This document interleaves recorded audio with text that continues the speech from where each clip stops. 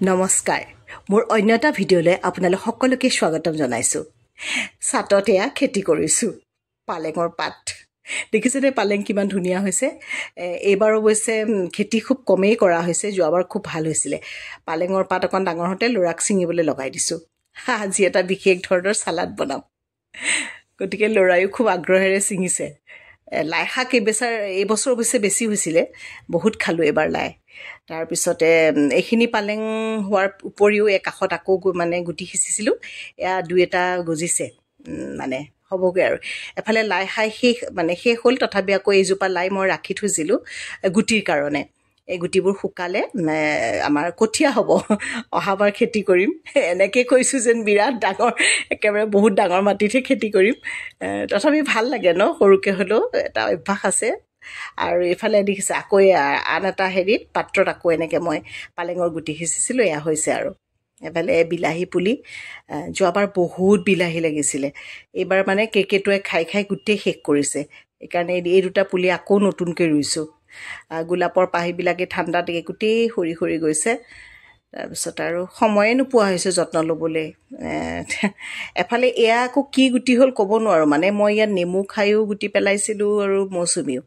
ক'ব নোৱাৰোঁ কি হৈছে পিছতহে গম পাম এয়া চাওক চালাড বনাবলৈ লৈছিলোঁ এয়া ঘৰৰ পৰা ছিঙা পালেঙৰ পাত যে আৰু 3টা কমলা গাজৰ ধনিয়া জলকীয়া গোটেইখিনি গোটাই লৈছোঁ এতিয়া চালাড বনাওঁ আৰু সঁচাকৈ এনেকৈ এনেই ল'ৰাহঁতে বা কমলা তেনেকৈ খাবলৈ দিলে এলাহ কৰে গতিকে এনেকৈ দিলে পটককৈ খায় চালাডত মই কমলা গাজৰ আৰু জলকীয়াখিনি কুটি ল'লোঁ সুন্দৰকৈ এইফালে পালেংখিনি কুটি লৈছোঁ ধনিয়াখিনি কুটি লৈছোঁ এতিয়া সকলোখিনি ভালদৰে মিলাম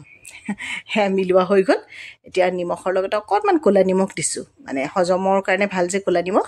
দিওঁৱেই মই সাধাৰণতে চালাড বা চাটনিত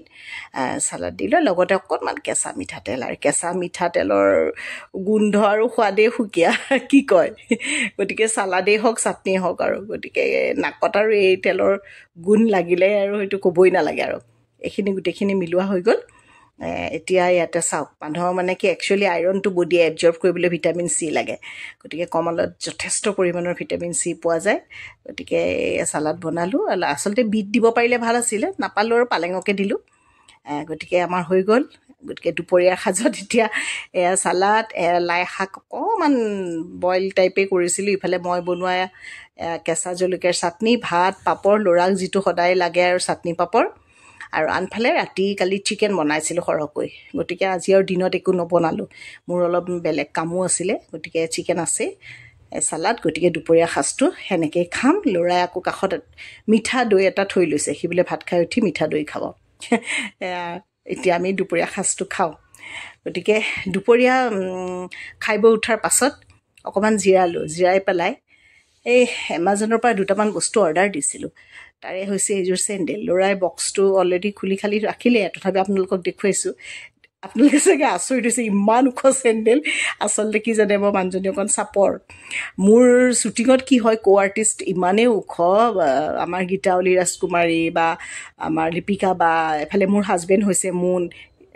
ইহঁতৰ কাৰণে একচুৱেলি মই ওখ পিন্ধিব লগা হয় গতিকে এইযোৰ অৰ্ডাৰ দিলোঁ ভালেই কমফৰ্টেবল